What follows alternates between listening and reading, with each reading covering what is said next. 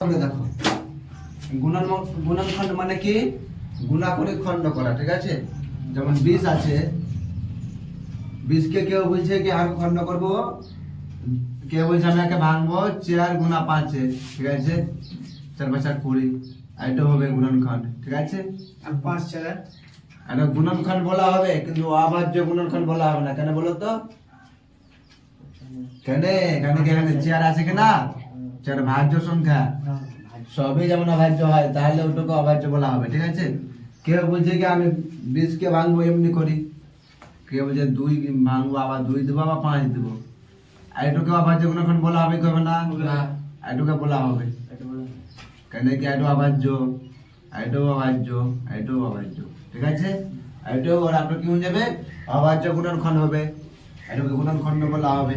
দেখো 20 কে বলছে কি, কেউ বলছে কি আমি 20 কে 10 আর 2 এ ভাঙবো, 10 গুণা 2, ঠিক আছে। এটাও গুণনখণ্ড বলা হবে, ঠিক, কিন্তু অভাজ্য গুণনখণ্ড বলা হবে না। কেউ বলছে 20 কে আমি 20 গুণা 1 দিয়ে ভাঙবো, ঠিক আছে, তবে হবে। এগুলা সব কি জিনিস, এগুলা হচ্ছে 20 এর গুণনখণ্ড, ঠিক।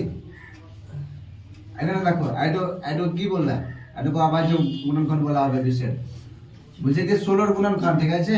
কেউ বলছে আমি 2 গুণা 8 করবো, কেউ বলছে আমি 4 গুণা 4 করবো, কেউ বলছে 16 গুণা 1 লিখবো, কেউ বলছে 2 বার আমি 4 বার মানে গুণা করবো, 2 কে তো হয়ে যাবে। কেউ বলছে 8 গুণা 2 লিখবো, কেউ বলছে 2 গুণা 4 করবো। এগুলা সবই গুণনখণ্ড, ঠিক আছে। এগুলোর মধ্যে অভাজ্য গুণনখণ্ড কোনটা বলো তো? এটা হচ্ছে 16 অভাজ্য गुणनखंड, ठीक है। কি লেখা আছে, वे संख्या है जिन्हें गुणा करके दूसरी संख्या प्राप्त की जा सकती है। এমনি সংখ্যা যাকে গুণা করে অন্য সংখ্যা পাবে, মানে নাও 2 আছে, ঠিক আছে। जिन्हें गुणा करके 2 কে কিছু দিয়ে গুণা করো, মানে নাও 3 দিয়ে গুণা করছো, ঠিক আছে। কত হলো 6। जिन्हें गुणा करके दूसरी संख्या, दो नंबर संख्या चले आलो, 6 चले आलो, प्राप्त की जा सकती है, उसे क्या कहते हैं, गुणनखंड।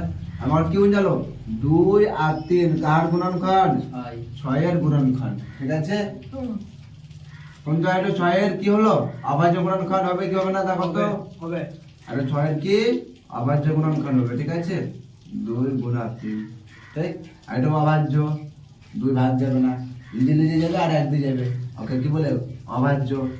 আর যে নিজে নিজে যাবে 1 দিয়ে যাবে, অন্য দিয়েও যাবে, ওকে বলে ভাজ্য।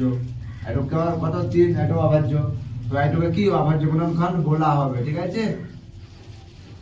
আর অভাজ্য গুণনখণ্ডের কয়টাই হয়, গুণনখণ্ড হয় অভাজ্য সংখ্যার। আচ্ছা অভাজ্য এটা কি ভাজ্য সংখ্যা না অভাজ্য সংখ্যা? ভাজ্য, ঠিক আছে।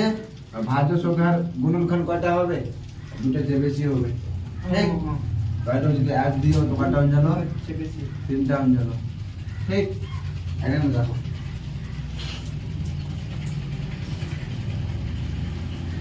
बोला जी एमने बोले दिसे के ना कि 16 का अभाज्य गुणनखंड लिखे, मेरा कोटी नहीं बोले आता ही नहीं बोले 27 का अभाज्य गुणनखंड लिखे, ठीक है। एमने लिखो जाए आज लिखो एमने को बाने जाए के ना 3 गुणा 9 एमने को 4 দেয়, তো এটা ভুল হয়ে যাবে। এটা গুণনখণ্ড হবে 3 আর 9 কার গুণনখণ্ড, 27 এর গুণনখণ্ড, কিন্তু অভাজ্য গুণনখণ্ড বলা হবে না। কেন কি এটা ভাজ্য সংখ্যা, আবার যে ভাঙবে, ঠিক আছে। আবার 3 দিয়ে ভাঙবে, ওই তো বলছি যদি এমন করে কেউ শুনে থাকে না, তো ওটাকে অভাজ্য গুণনখণ্ড বলা হবে না, ঠিক। এখন দেখো অভাজ্য গুণনখণ্ড কাকে বলে, দেখো ওগুলা পড়াবো আবার মোবাইলে বই লেগে। वह गुणनखंड जो एक अभाज्य संख्या है, ठीक है। आज যেমন দেখো 16 গুণনখণ্ড কি আছে, 2 2 2 2, ঠিক আছে। एक अभाज्य संख्या है, अभाज्य ना अभाज्য, अभाज्য, ठीक আছে। তো এটাকে কি বলা হবে, এটাকে অভাজ্য গুণনখণ্ড বলা হবে, ঠিক আছে। और भाज्य संख्या नहीं है, भाज्य संख्या কি भाज्य संख्या নয়, তো একে কি বলা হবে, একে বলা হবে অভাজ্য গুণনখণ্ড, ঠিক আছে।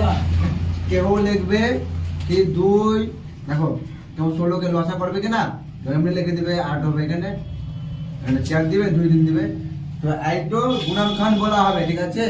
কিন্তু অভাজ্য গুণনখণ্ড বলা হবে না, কেন বলো তো? এখানে চেয়ার আছে, চেয়ার ভাজ্য না ভাজ্য?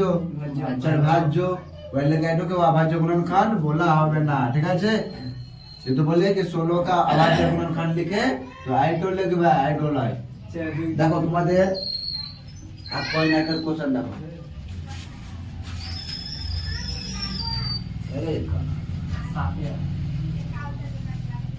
চলো 140 এর অভাজ্য গুণনখণ্ড দেখো। 140 এর অভাজ্য গুণনখণ্ড, ঠিক আছে? বুঝবা এটা লসা। পহলে 2 দিয়ে দাও 74 হবে, ঠিক আছে?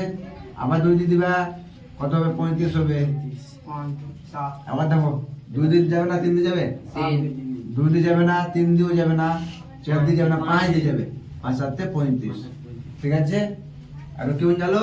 140 বরাবর কি হলো? 2 গুণা 2 গুণা 5 গুণা 5। কি বলেছে? অভাজ্য গুণনখণ্ড লিখে বলেছে, ঠিক আছে? তো তোমরা এখানে চেক করো ভুল হয়েছে কি না সহি হয়েছে। এটা ভাজ্য না অভাজ্য? অভাজ্য। এটা অভাজ্য, এটা অভাজ্য, এটা অভাজ্য, মানে ঠিক বলছে, নম্বরটাই লিখবা। কেউ যদি এমনি করে লেখে কি 140 লিখলাম আর ওখানে ডাইরেক্ট যেহেতু 4 দিয়ে দেয় কিনা, কত হবে? 3 4 12, এখানে 2 35 হবে। 5 7 35। যদি কেউ 140 কে এমনি ভাবে লেখে তো ওটা ভুল হবে, ঠিক আছে? এটা অভাজ্য গুণনখণ্ড লয়, এটা ভুল হবে, ভুল, ঠিক আছে? তো এটা অ্যানসার হবে, এটা কি হবে? অ্যানসার হবে, ঠিক? কোনটা? 35 ভাগ দিলে ভাগ। আমি যদি পাওয়ার দিন দেয় থামো, ও বুঝেছি, সব বুঝেছি। 3 4 12 হলো, বাঁচবে 2, 16 নামলো, 4 5 20 হলো।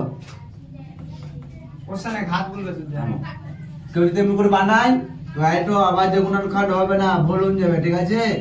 আর এটা গুণনখণ্ড বলা হবে, কিন্তু অভাজ্য গুণনখণ্ড বলা হবে না। কেন কি? চেয়ার ভাজ্য সংখ্যা আছে, সব যেমন অভাজ্য হয়। এটা ভাজ্য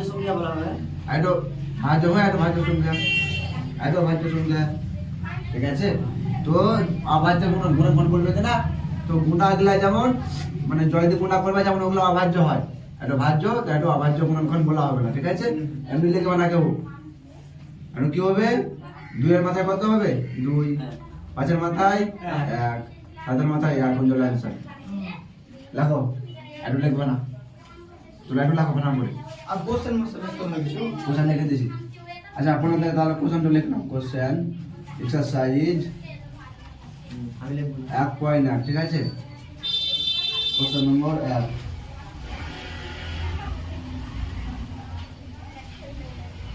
অভাজ্য গুণনখণ্ড, অভাজ্য